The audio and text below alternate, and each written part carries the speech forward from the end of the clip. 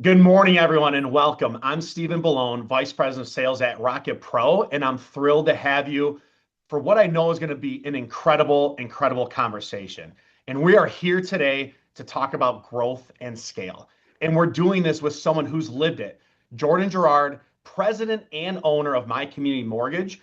Jordan has scaled his company with intention. He's built systems that worked.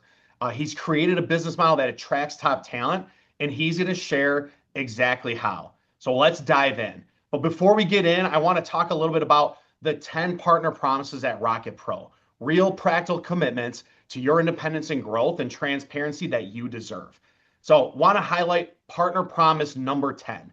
The better we serve you, the better you serve your clients. And this is really all about offering tools and training and technology to help our broker partners run their business on their terms, because we know that when you own your dream, more people will be able to own theirs. And so here's what we're going to be able to accomplish by the end of this session here. One, we're going to talk about vision.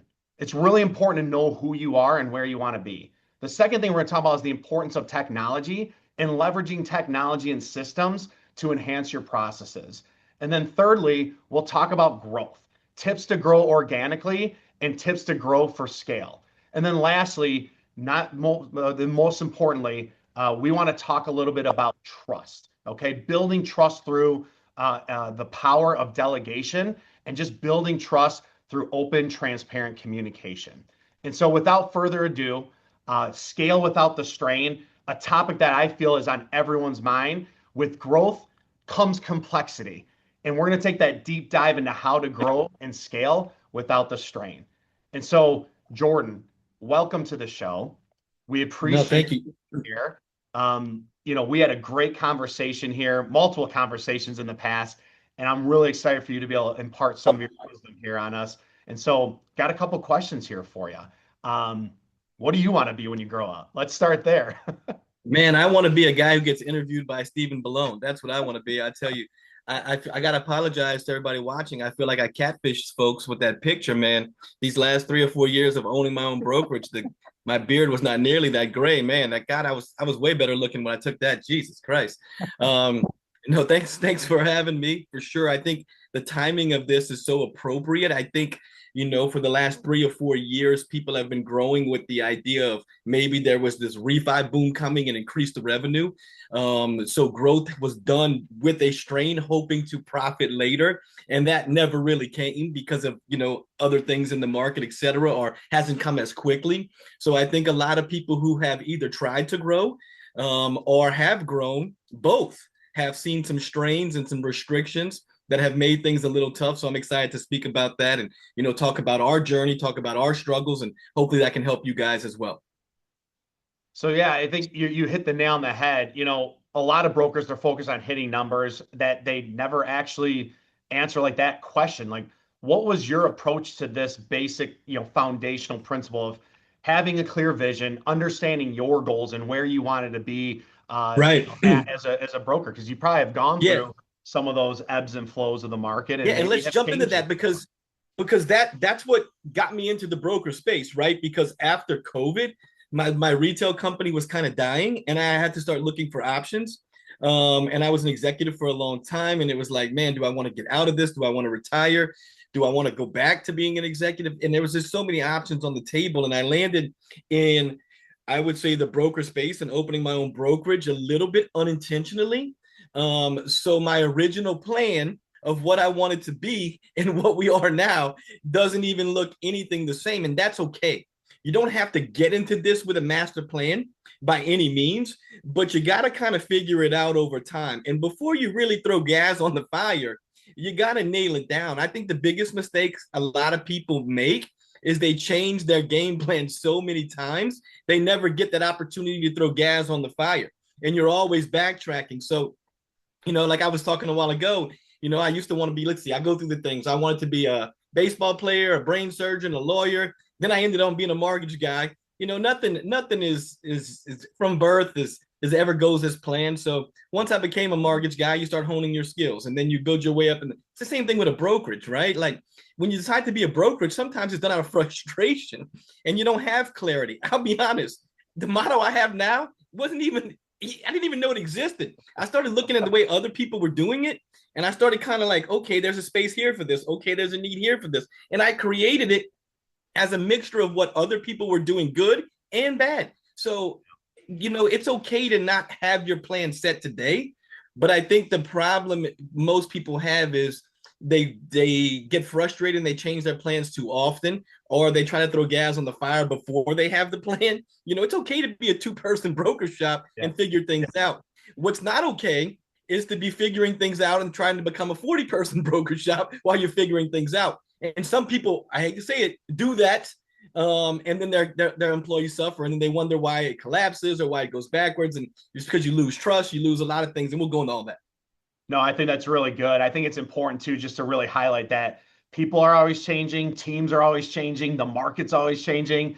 And to your point, the business needs to evolve with those changes. And if you know who you want to be, you can just stay focused and really not waste time on the things that don't align with that vision, more or less. And so, yeah, like if I was going to be a lead shop, right? Like shout out to my buddies over at, West Cap, huge brokerage with you guys as well. They're a lead shop. They know it. That's their market. I don't know anything about that. I couldn't help you guys build that in any shape or form. Those guys do a wonderful job, have scaled it, and I look at them and I don't say, hey, let me go grow my brokerage like those guys, because that's not what I do. I don't have any expertise in that. And, I don't want to attract those guys. Because let me tell you something. If those guys change their model to my model tomorrow, they would lose 75% of their people. That's another thing. Once you decide what your model is, you start attracting people for that model.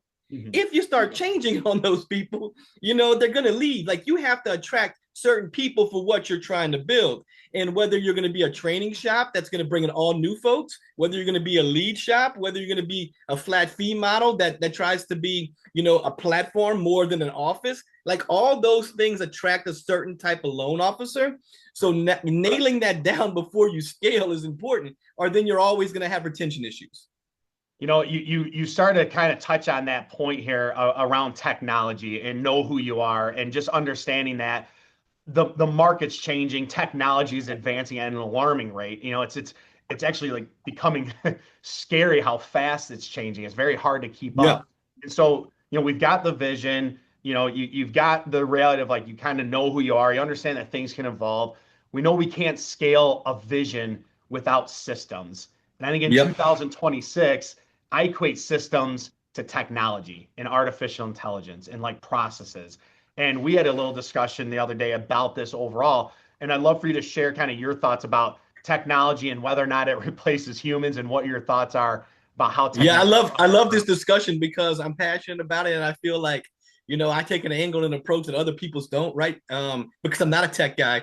At heart, I'm a sales guy. And I've watched tech replace a lot of things over the years. For example, I remember, and I don't mean to pick on you guys, but I remember specifically when you guys launched Push Button Get Mortgage. Everybody, that's when the conversation started about, technology replacing loan officers. It started back then, and you guys were the only people that had it at first, right? Like, because y'all kind of created it and spent, millions and millions of dollars building it, maybe even billions, I don't know. And then within 6 months, you had other companies like Blend. You had other companies that were like, basically, you were able on the retail level, each loan officer could get it for $49 a month. Very, very similar technology. So I've always told people, technology is not going to replace you, and it's not going to be a tool that I think it, it's the way it's done nowadays. That's one of the biggest changes. I think and I think that's the biggest equalizer for the broker space, because 20 years ago, if you guys came out with tech, there was nobody to replace it. Like I could literally go out and recruit people and say, you have to work for my retail company because we have Encompass. Mm-hmm. And you can't go be a brokerage because nothing is streamlined. Nothing is this. You're not going to have, well, now you can get Arrive, or you can get even the free LOS that you guys offer. So technology, in my mind, has freed people to be more independent, not necessarily be replaced. And the reason I say that is, for example, like the ATM, right? At banks. That's a very simple transaction. Mm-hmm. Like depositing a check is easier than getting a mortgage. Yet I can tell you, when I go to my Chase Bank to make a deposit, the teller line is down the hall and nobody's at the ATM for a specific reason, because there's technicalities that make the ATM a little tough to use. So that came out in 78 and the teller's still around. So you tell me we're going to replace loan officers with AI, a much more difficult transaction in the next 15, 20 years. It just won't happen. But what it does do is it makes systems easier and it makes systems better. Now, if I want to get a guideline, I used to have to call my AE maybe 15 years ago, wait on him to send me programs. Now I can literally go into a little search button at the top of my LOS. I can type for example, Arrive AI is what we use. I can type in, do any of my lenders have a DPA for conventional? And it lists all 10 of them. Boom. Like my time is cut in half. My systems are better. My information is better. So now I feel like as a human that's still doing loans, I used to be able to do 20 a month. Now I can do 40 a month because I'm not wasting time on other tasks. So in my mind, I tell the bad loan officers, if you're struggling to do 1 or 2 a month, it's probably going to get tougher for you because the guys who are doing 20, they're going to use technology to get to 40, right? Because the good guys are now going to be able to kick your butt twice as much because they're working half as hard.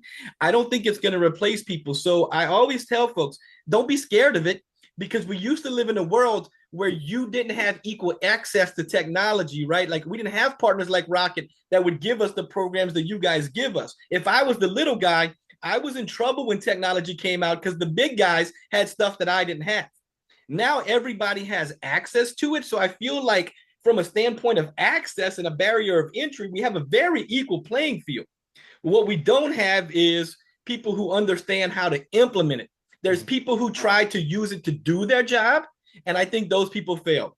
There's people who try to use it to build systems and make their job easier. And I think those are the people that are going to win, right? You're never going to get a robot that's going to go out there and network for you. You're never going to get a robot that's going to go out there and make friends for you. You're never going to get a robot that, shakes hands, kisses babies, and all those things. That's the real value.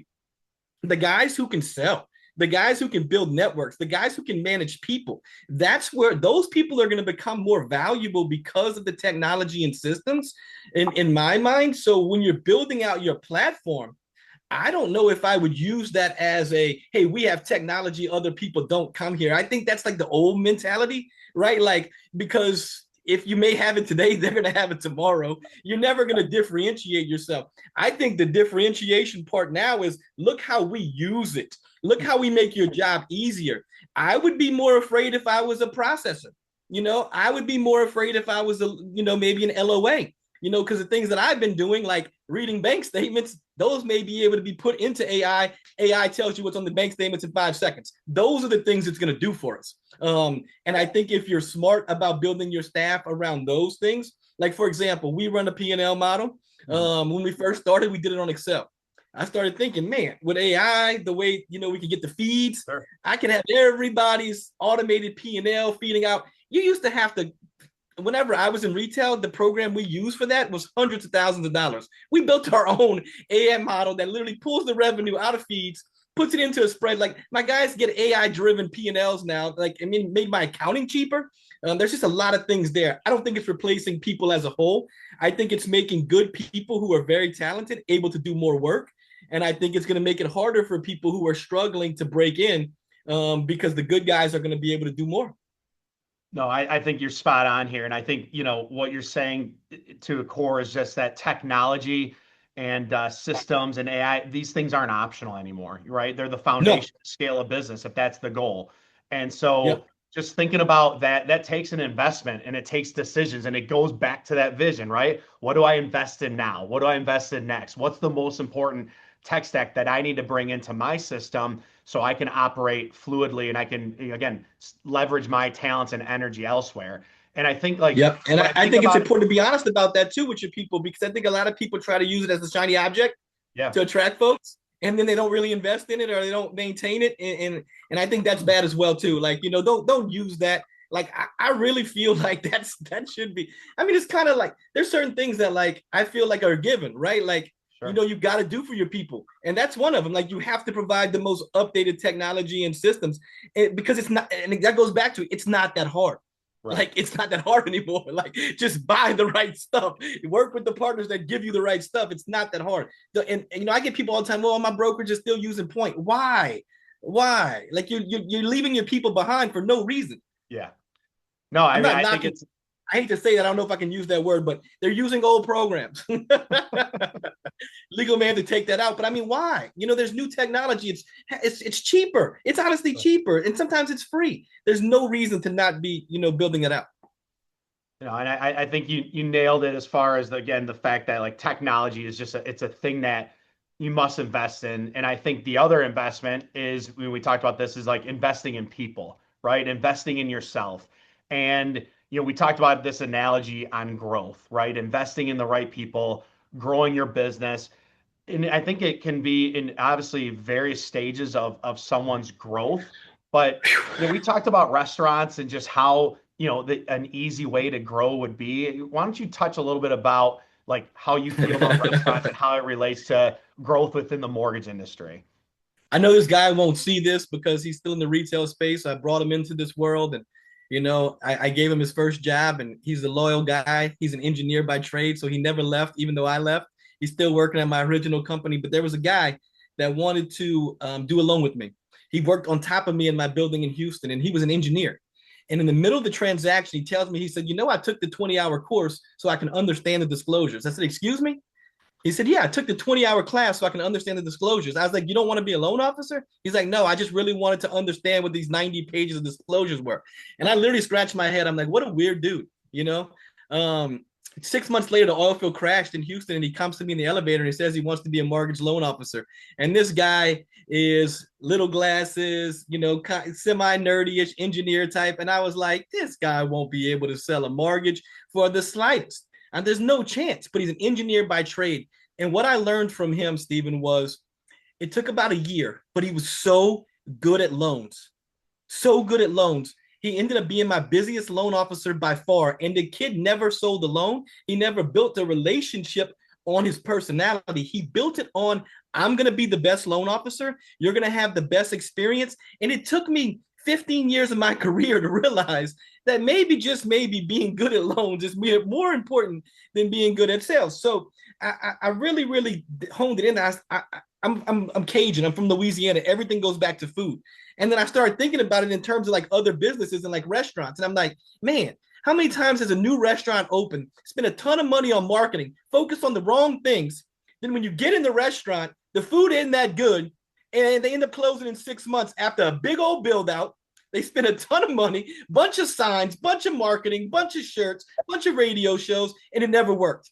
And then I looked at it and I was like, man, mortgage companies do that all the time. They want to open a brokerage. They want to get a nice office, a bunch of signs. They don't even have any loans. And they don't even know how they're going to do them. They don't even, and then they're in a hole, So I've always said, man, look at growing your brokerage organically and make sure you're good at loans. Just like a restaurant. If you're good at food and you're good at your food is good, you'll never have to really work again because it starts a cycle. It builds itself. No restaurant with the best food in the city is slow. And if you are the best mortgage guy with the best systems, the best teams, you treat people the right way, guess what? All that marketing, all that swag, all these things you're doing are really irrelevant if you're not good at things. So I always, I'm a food guy, Cajun at heart. Like I said, I think of everything in terms of food. Like, go in there and cook, man. Be good at loans. Yeah. And when you do that, you'll inherently get busy. And the same thing with your brokerage. Be good to people. Right? You can't grow a brokerage. These guys, I hate to say these guys because I don't know who these guys are. I'm referring to a group of random folks, but I meet a lot of people who want to be the boss in theory, right? But they don't really want to do the things being a boss entails. Mm-hmm. And that's kind of the same thing, man. You have to learn to be a good boss. And I wasn't always the best boss, but people, they trust you. They learn to work for you. They give up a lot and they want to be on your platform. And some of that comes with sacrifice. And I think the idea of running a brokerage and the reality of running a brokerage aren't the exact same.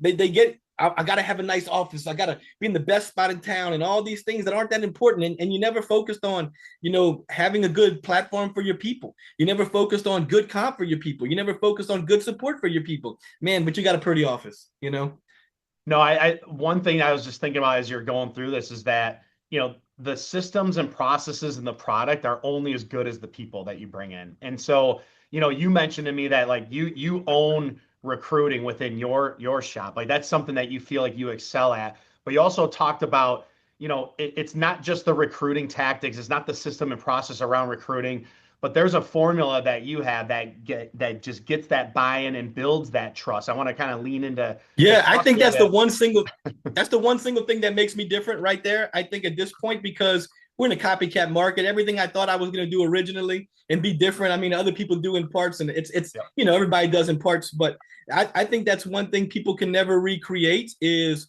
you know the trust factor. I'm a sales guy at heart. I was a national sales manager, so we have no layers whatsoever. I don't allow it. Nobody gets paid to recruit. That's part of our model. I get it. I could probably be 10 times bigger right now, Stephen, if part of my comp plan was, every time you get somebody under you, you get this part. And if I built it that way, I'm sure we would grow. There's a specific reason I didn't, because I don't want anyone recruiting on my behalf unless they love working here. If you're recruiting for people to come here, it's because you love working here and you want them to have a good job. You will never make $1 off of it. I don't want you in chat groups on Facebook talking about the best place to work just so you can make $500 a file whenever you're miserable. I don't want that. And what I don't also want is I don't want people who have no control over the product making promises. Everybody that works here, every promise that was ever made to them about what's going to happen here, that comes from me. And when you do that, you can build trust internally because I'm the one that has to deliver on the promises. I never have conversations that is like, hey, so-and-so told me to come work here. He said, y'all do this. That didn't happen here. I don't ever have to, put my money where somebody else's mouth is. Yeah. And I think that may make it a little bit slower growth, and that's fine. But the people who come to work here based on trust with me, come to work here based on the experiences of other people who want to share those experiences, not who are looking to make money. And I hate to say this, when you start paying loan officers or middle management or whatever to recruit, you start to mess up the culture because, one, if you're really busy at doing loans, you're going to make a whole lot more doing your own loans than trying to bring in other people. Like, right, if you want to be a recruiter, go be a recruiter. I don't want bad loan officers recruiting other bad loan officers. That's going to hurt our product long term. And secondly, and more importantly to me, is I feel like that is the old mentality of the business, right? That's really retail. I mean, look, man, people talk about, they call me all the time. They say, you have the best culture I've ever seen. And they said, it all starts at the top. And I say, you know what? You say that, but I've been the boss 5 other places and the culture was never this good. And I tried to pinpoint what was different. And because we don't have middle management, because we don't have people making false promises, nobody sits at their house and says, man, I pay $500 to Tim and I can't get Tim on the phone, So you don't have that internal culture dissent where people are always blaming somebody else. My boss, this guy promised me this. We took that all out of it. We kind of created I call it the 3 Musketeers mentality, one for all for one. Because nobody makes money off anybody, all of a sudden, now everybody's willing to help each other. It's the craziest thing. And then people think I did something different. And really, all I did was put a fundamental principle in there where I'm the only one that recruits. I'm the only one that makes money off people. I'm the only one that makes promises, and I'm going to fulfill those. And that's why we don't have any turnover. That's why we have a good culture, because everybody understands that I'm the one responsible, and it simplifies things. There's no internal bitter, there's no internal chatter, bitterness, and it just works for us. So that was part of my model I started with. And look, several times I thought about changing it because it's like, man, these guys are growing twice as fast as us because they're paying layers. It's okay.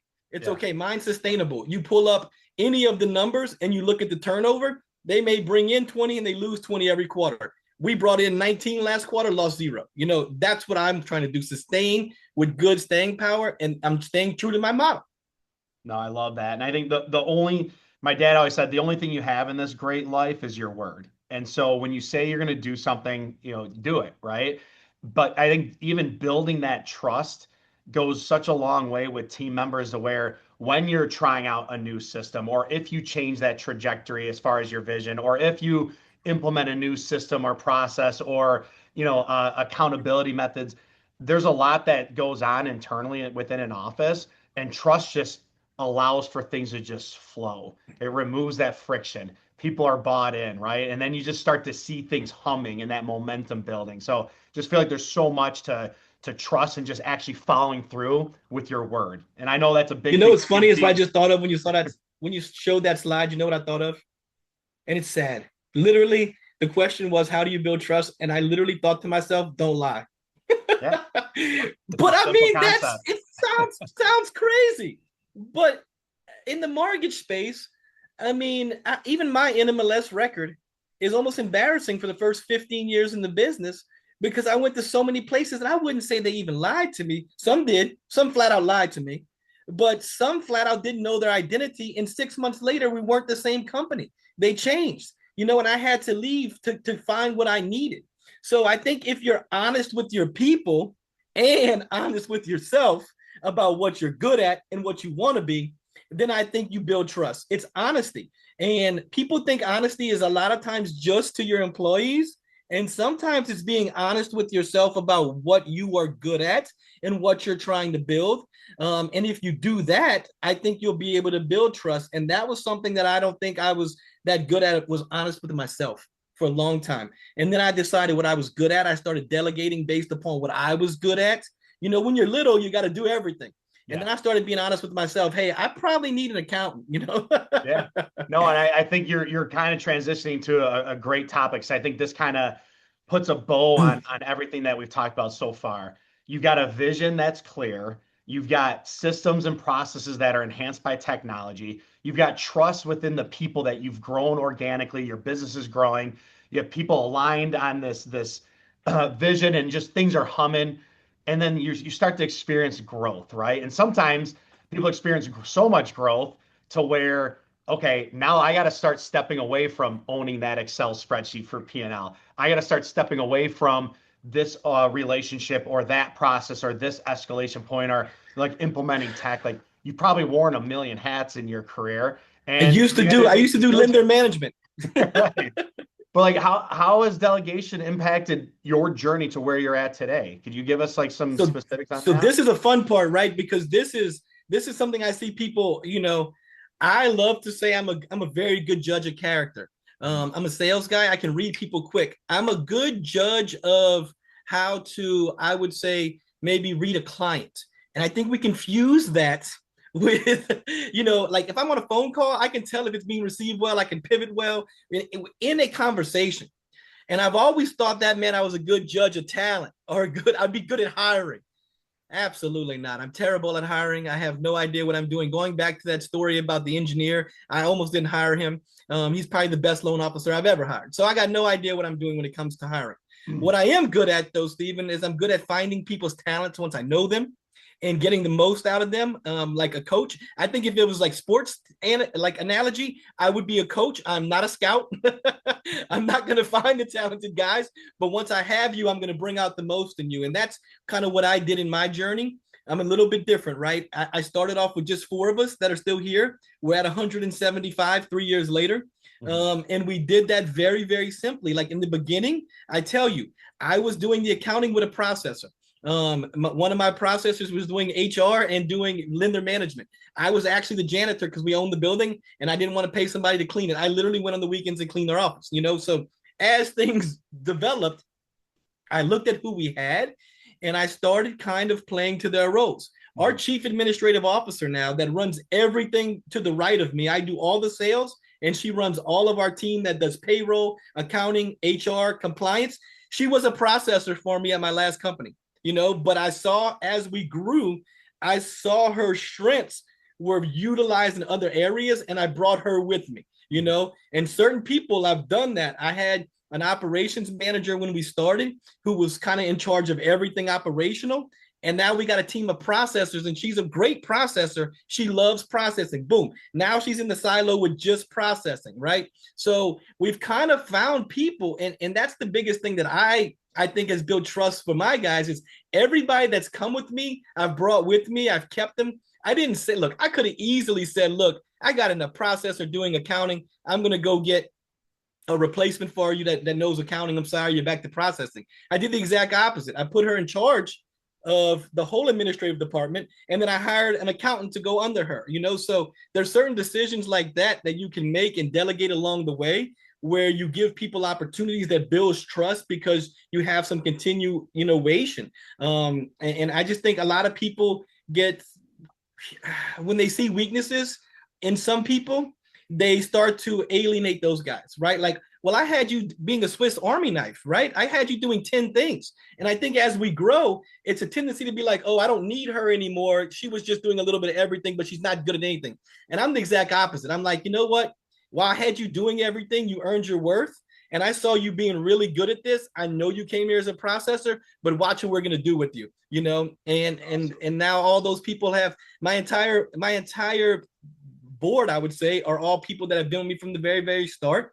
And we found spots for them. And then we hired talent, you know, in individual areas under them for them to support. And it's gone really, really well doing that. I know not everybody does it, but I've given up things slowly that I'm not good at. I want to talk about that real quick. How hard was that for you to delegate and like offload some of those responsibilities? Just curious. So the beginning, there's certain things that go well. I can tell you right now, without a shadow of a doubt, our accounting is better because I'm not doing it. That is not a question. You know, I don't have anybody to blame, you know, back then. So like, if we made an accounting mistake, it would just be me. Now, when we make an accounting mistake, I get mad because it costs me money. But the truth of the matter is we're making way less mistakes than we were making.